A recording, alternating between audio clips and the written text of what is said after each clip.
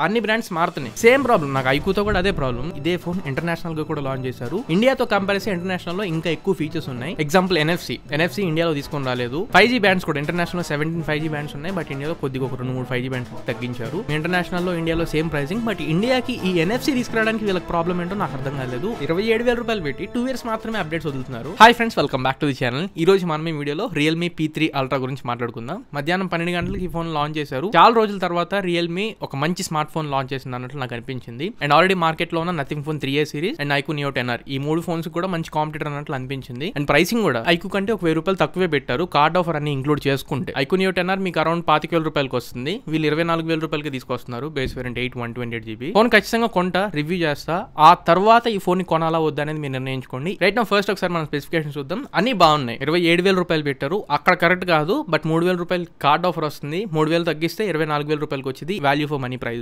First ఒకసారి మనం build quality దగ్గర నుంచి స్టార్ట్ చేసుకుందాం. Design and build. ఈ ఫోన్ సైడ్ మొత్తం కూడా మీరు ఏ వేరియంట్ తీసుకున్నా కానీ పాలికార్బోనేట్ ఫ్రేమ్ తో వస్తుంది. బ్యాక్ సైడ్ మాత్రం మూన్ టెక్స్చర్ తో ఒక ఫోన్ తీసుకొని వచ్చారు. అండ్ ఈ ఫోన్ యొక్క మేజర్ యూఎస్పీ కూడా ఈ డిజైన్ చూపిస్తున్నారు వీళ్ళు. నియాన్ లైట్ వస్తుంది నైట్ టైం మీరు ఈ ఫోన్ యూస్ చేసుకుంటున్నప్పుడు. డే లైట్ లో మొత్తం ఆ యూవీ లైట్ ఈ ఫోన్ మీద పడి నైట్ అవ్వగానే కొద్దిగా గ్లో అవుతూ ఉంటుంది. ఇలా కావాలనుకుంటే ఓన్లీ మీరు వైట్ కలర్ పిక్ చేసుకోవాల్సి ఉంటుంది. ఇవి కాకుండా రెడ్ కలర్ ఒకటి, బ్లూ కలర్ ఒకటి ఉన్నాయి. లెదర్ ఫీల్ కావాలనుకుంటే మీరు ఆ 2 వేరియంట్స్ పిక్ చేసుకోవచ్చు. IP69 dust and water resistant తో వస్తుంది. డైరెక్ట్ వాటర్ లో యూస్ చేసినా కానీ ఏం ప్రాబ్లం ఉండదు. కానీ ఒకవేళ దరిద్రం బాలేక డ్యామేజ్ అయింది అనుకోండి, వారంటీ అయితే క్లెయిమ్ చేయరు. సో కావాలని చెప్పని వాటర్ లో పెట్టమాకండి. IP69 వాటర్ రెసిస్టెన్స్ అయితే ఉంది. Screen protection Corning gorilla glass 7 eye protection తో తీసుకొని వచ్చారు. సరే, ఫస్ట్ ఇక మనం పర్ఫార్మెన్స్ అండ్ ప్రాసెసర్ గురించి మాట్లాడుకుందాం. ఇందులో MediaTek Dimensity 8350 అల్ట్రా ప్రాసెసర్ తో వస్తుంది. ఇదే ప్రాసెసర్ మీకు Oppo Reno 13 లో ఉంది, Reno 13 Pro లో కూడా ఉంది. కానీ వీళ్ళు బ్యానర్స్ లో ఏం మెన్షన్ చేస్తున్నారు? వరల్డ్స్ ఫస్ట్ డెబ్యూ అని చెప్పని మెన్షన్ చేస్తున్నారు. ఈ డెబ్యూ అనేది అల్ట్రా పక్కన యాడ్ చేసినందుకు వీళ్ళు కస్టమైజేషన్ చేస్తారు ఆ ప్రాసెసర్ లో. దాన్ని బేస్ చేసుకుని వీళ్ళు వరల్డ్స్ ఫస్ట్ డెబ్యూ అంటున్నారు. బట్ ఇదే ప్రాసెసర్ మీకు ఆల్రెడీ Oppo Reno 13 Pro లో ఉన్నాయి. కాకపోతే అవి చాలా ఎక్స్పెన్సివ్ ఫోన్స్. 45,000 రూపాయలు 40,000 రూపాయల దగ్గరలో ఉంటాయి. వీళ్ళు బడ్జెట్ లో తీసుకొని వచ్చారు.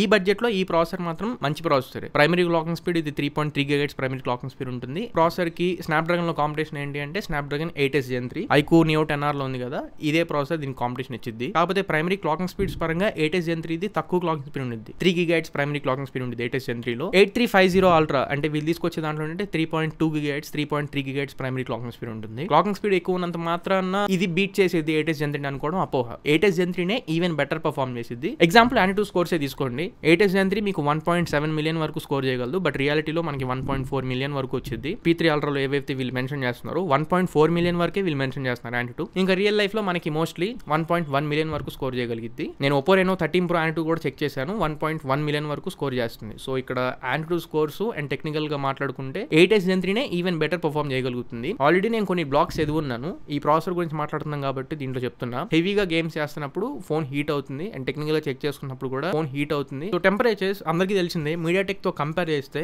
స్నాప్డ్రాగన్ కొంచెం ఎఫిషియెంట్ గా హ్యాండిల్ చేయగలిగింది. థర్మల్ మేనేజ్మెంట్ అనేది స్నాప్డ్రాగన్ కొంచెం థర్మల్ బ్యాలెన్సింగ్ బెటర్ చేయగలిగింది. అండ్ ఇంకా గేమింగ్ క్యాపబిలిటీస్ అయితే రియల్మీ P3 Ultra లో మీరు BGMI 90 FPS వరకు గేమ్స్ ఆడుకోవచ్చు. ఫ్యూచర్ లో 120 FPS సపోర్ట్ కూడా తీసుకొచ్చే అవకాశం ఉండిద్ది. బట్ వీళ్ళైతే అక్కడ మెన్షన్ చేయట్లా. iQOO లో కూడా 90 FPS out of the box వచ్చింది. బట్ ఇప్పుడు 120 FPS దాంట్లో ఇచ్చారు. మేబీ వీళ్ళు కూడా ఇస్తారేమో. బట్ ఆఫీషియల్ కన్ఫర్మేషన్స్ అయితే ఏమీ లేవు. పర్ఫార్మెన్స్ పరంగా పెద్దగా కంప్లైంట్స్ చెప్పడానికి అయితే దీంట్లో ఏం ఉండదు. 25K బడ్జెట్ లో good enough processor. But Snapdragon 8S Gen 3 తో కంపేర్ చేస్తే a bit డౌన్ గ్రేడ్. సరే, ఇంకా RAM and ROM కాన్ఫిగరేషన్స్ అయితే LPDDR5X RAM తో వస్తుంది. UFS 3.1 స్టోరేజ్ టైప్ తో వస్తుంది. Good enough RAM and ROM configurations. Even better కూడా ఇవ్వచ్చు, కాకపోతే గుడ్ ఇనఫ్. రియల్మీ నుంచి ఇవి ఇచ్చారంటే పర్లేదు. అండ్ ఇంకా ఎక్స్ట్రా ఎనేబుల్డ్ ఫీచర్స్ నేను స్టార్టింగ్ లో చెప్పినట్లు NFC IR బ్లాస్టర్ వీటి పరంగా మాట్లాడితే IR బ్లాస్టర్ అయితే ఇచ్చారు. మీరు ఫోన్ రిమోట్ కంట్రోల్ లాగా ఏమైనా గ్యాడ్జెట్స్ మీ దగ్గరలో ఉంటే వాటిని కంట్రోల్ చేసుకోవచ్చు, TV, AC. But NFC international variant లో NFC ఉంది. మీరు కాంటాక్ట్ లెస్ పేమెంట్స్ ఏమైనా చేసుకోవడానికి మీ కార్డ్స్ యాడ్ చేసుకుని గూగుల్ పే యూస్ చేసుకుని NFC తో కాంటాక్ట్ లెస్ పేమెంట్స్ చేసుకోవచ్చు POS మెషిన్ దగ్గర. బట్ ఇండియన్ వేరియంట్ లో NFC తీసేశారు. వాళ్ళు క్లియర్ గా వాళ్ళ వెబ్సైట్ లో కూడా మెన్షన్ చేశారు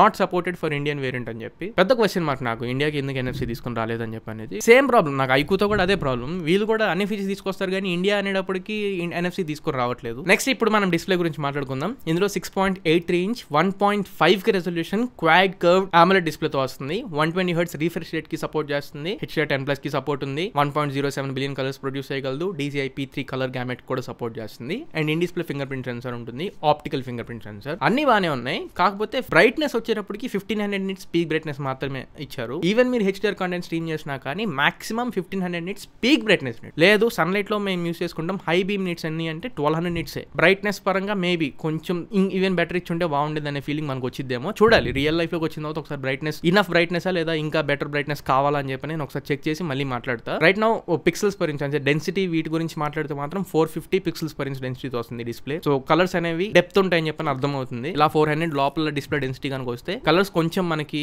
ఏవో ఆర్టిఫిషియల్ గా అనిపిస్తాయి, ట్రూ టు ద ఐ అనిపించవు. But 400 above 450 pixels per inch తీసుకొచ్చారు కాబట్టి కలర్స్ అవి నేను కొంచెం బెటర్ ఎక్స్పెక్ట్ చేస్తున్నా. చూద్దాం రియల్ లైఫ్ లోకి వచ్చిన తర్వాత ఎలా అనిపిస్తాయో. అండ్ డాల్బీ విజన్ సర్టిఫికేషన్స్ అయితే ఏమీ లేవు డిస్ప్లే కి, అలానే డాల్బీ అట్మాస్ కూడా ఏం లేదు. స్టీరియో స్పీకర్స్ వస్తున్నాయి కానీ డాల్బీ అట్మాస్ సపోర్ట్ అయితే ఏమీ లేదు. నెక్స్ట్ ఇంకా కెమెరాస్, ఇందులో 4K 60 FPS వరకు రికార్డ్ చేసుకోవచ్చు రేర్ సైడ్ కెమెరాని యూస్ చేసుకొని. ఫ్రంట్ కెమెరాని యూస్ చేసి మాక్సిమం 1080p 30 FPS, 1080p 60 కూడా లేదు. కాంపిటీషన్ గా ఇప్పుడు ఐక్యూ ఉంది, 4K తీసుకొచ్చి ఉంటే స్టాండర్డ్ మ్యాచ్ చేసేది ఐక్యూతో, బట్ అక్కడ డ్రాబ్యాక్ తీసుకున్నారు. అండ్ మెగాపిక్సెల్స్ కూడా రేర్ సైడ్ కెమెరా 50 మెగాపిక్సెల్ తో వస్తుంది, OIS సపోర్ట్ చేస్తుంది, సోనీ IMX 896 సెన్సర్ తో వస్తుంది. And 8 megapixel ultra wide angle camera ఉంటుంది. డ్యూయల్ కెమెరా సెటప్ ఇంకా రేర్. ఫ్రంట్ కెమెరాకి వచ్చేసరికి 16 మెగాపిక్సెల్, ఇక్కడ 32 మెగాపిక్సెల్ తీసుకొచ్చి ఉంటే బాగుండేది. అన్ని బ్రాండ్స్ మారుతున్నాయి, ఫ్రంట్ ఇంకా 32 మెగాపిక్సెల్ తీసుకురావడానికి ఆల్మోస్ట్ అన్ని బ్రాండ్స్ ట్రై చేస్తున్నాయి. ఈ బడ్జెట్ లో ఇది 27-25 ఈ బడ్జెట్ లో వీళ్ళు ఇంకా 16 మెగాపిక్సెల్ కెమెరాతో రిమైన్ అయిపోయి ఉన్నారు. అది ఖచ్చితంగా మారాలి. అండ్ ప్రాసెసర్ కూడా క్యాపబిలిటీ ఉంది, బట్ వీళ్ళే తీసుకుని రాలేదు. అండ్ రికార్డింగ్ క్యాపబిలిటీ కూడా 4K 30 FPS ఇచ్చుంటే బాగుండేది, వాళ్ళు తీసుకురాలా. Only 1080p 30 FPS front facing camera use చేసుకొని. ఈ ఫోటో శాంపిల్స్ అవి కూడా 896 సెన్సర్ అయితే మంచి సెన్సరే, సోనీ సెన్సర్. ఒకసారి రియల్ లైఫ్ లో వాటి ఫోటో శాంపిల్స్ వీడియో శాంపిల్స్ కూడా నేను చెక్ చేస్తాను, మళ్ళీ రివ్యూలో అప్డేట్ చేస్తాను. బ్యాటరీ గురించి మాట్లాడితే ఇందులో 6000 mAh బ్యాటరీతో వస్తుంది, 80 వాట్ ఛార్జింగ్ బాక్స్ లో ఇస్తున్నారు. ఫెయిర్ ఇనఫ్, మంచి బ్యాటరీ అండ్ మంచి ఫాస్ట్ ఛార్జరే, గుడ్ ఇనఫ్. కాకపోతే టైప్ అడాప్టర్ ఇస్తున్నారు, టైప్ సి ఇస్తే కొంచెం అడ్వాన్స్డ్ గా ఉంటుంది. అండ్ ఇంకా నెట్వర్కింగ్ అంటే 5G bands, Bluetooth versions, wifi వీటి గురించి మాట్లాడితే ఇందులో 15 5G బ్యాండ్స్ తో వస్తుంది. ఇంటర్నేషనల్ లో 17 5G బ్యాండ్స్ ఉన్నాయి. 15 5G బ్యాండ్స్ అనేది చిన్న విషయం కాదు, ఎక్కువ 5G బ్యాండ్స్ ఇచ్చారని చెప్పాలి. బ్లూటూత్ వర్షన్ అయితే 5.4 తో వస్తుంది, latest and advanced. And wifi 6 కి సపోర్ట్ చేస్తుంది, వైఫై 6E గానీ వైఫై 7 సపోర్ట్ గానీ ఏం లేవు. అండ్ ఇంకా UI ఆండ్రాయిడ్ వర్షన్స్ అయితే ఇది out of the box Realme UI 6.0 తో వస్తుంది, based on Android 15. And updates అయితే రైట్ నో వీళ్ళు 2+3 years అప్డేట్స్ మాత్రమే మెన్షన్ చేశారు అప్డేట్ పాలసీలో. 25,000-27,000లో 2+3 years అప్డేట్స్ అంటే నాకు అర్థం కావట్లేదు. సెగ్మెంట్ లో అన్ని ఫోర్స్ ఇప్పుడు 3+4 years అప్డేట్ ప్యాచ్ ఇస్తున్నారు. ఇట్లే మనం 3+4 years అప్డేట్స్ ని ఖచ్చితంగా ఎక్స్పెక్ట్ చేయొచ్చు, బట్ వీళ్ళు 2 years మాత్రమే ప్రామిస్ చేస్తున్నారు. అండ్ ఇంకా సర్వీస్ సెంటర్స్ వీటి పరంగా అయితే obviously Realme service centre maximum cities లో ఇప్పుడు అవైలబుల్ గా ఉన్నాయి. బట్ స్టిల్ మీరు ఒకవేళ పర్చేస్ చేసుకోవాలనుకుంటే ఖచ్చితంగా సర్వీస్ ఒకసారి చెక్ చేసుకోండి, ఆ తర్వాత నేను నిర్ణయం తీసుకోండి. బట్ మరీ ముఖ్యంగా ఫోన్ ఇప్పుడు బ్లైండ్ గా స్పెక్స్ చూసి తీసుకోవడం కంటే కూడా ఖచ్చితంగా నేను రివ్యూ చేస్తాను మన ఛానల్లో. 28వ తారీఖు ఈ ఫోన్ ఆర్డర్ చేస్తాను, నా చేతుల్లోకి వచ్చిన తర్వాత యాజ్ సూన్ యాజ్ పాసిబుల్ నేను రివ్యూని పోస్ట్ చేసి వెర్డిక్ట్ లో కొనాలా వద్దనేది క్లియర్ గా మీ ముందు పెట్టేస్తా. అప్పటి వరకు వెయిట్ చేయడానికి ట్రై చేయండి. బట్ స్టిల్ ఇప్పటి వరకు అయితే మాత్రం 24,000 ఈ ఫోన్ పిక్ చేసుకోవచ్చు అంటే ఫేర్ ఫోన్ తీసుకోవచ్చు. 24,000 రూపాయలకి ప్రాసెసర్ కానివ్వండి, డిస్ప్లే కానివ్వండి, ఈవెన్ కెమెరాస్ అయినా, బ్యాటరీ అయినా, మేజర్ 4 పిల్లర్స్ ఏవైతే ఉంటాయో అవన్నీ బాగానే ఉన్నాయి. కాంపిటీషన్ ఉంది, అది కూడా గుర్తుపెట్టుకోండి. కాంపిటీషన్ లో మంచి ఫోన్స్ కూడా ఉన్నాయి. నేను ఫోన్ యూస్ చేసిన తర్వాత కంపారిజన్ వీడియోస్ కూడా చేస్తాను, సైడ్ బై సైడ్ పాయింట్స్ అవన్నీ వేస్తాను కాబట్టి, and real life video footage కూడా వేస్తాను కాబట్టి, ఆ తర్వాత ఈవెన్ బెటర్ నిర్ణయం మీరు తీసుకోవడానికి ట్రై చేయండి. సో ఇది ఓవరాల్ గా ఇవాళ మన వీడియో. ఈ వీడియో మీకు నచ్చింది అనుకుంటున్నాను, ఖచ్చితంగా ఉపయోగపడింది అనుకుంటున్నా. వీడియో నచ్చినట్లయితే లైక్ చేయండి, మీ ఫ్రెండ్స్ అందరికీ షేర్ చేయండి. మళ్ళీ ఇంకొక మంచి వీడియోతో, మంచి క్వాలిటీ కంటెంట్ తో మీ ముందుకు తిరిగి వస్తా. Until then this is your Tarun signing off no friends. Jai Hind.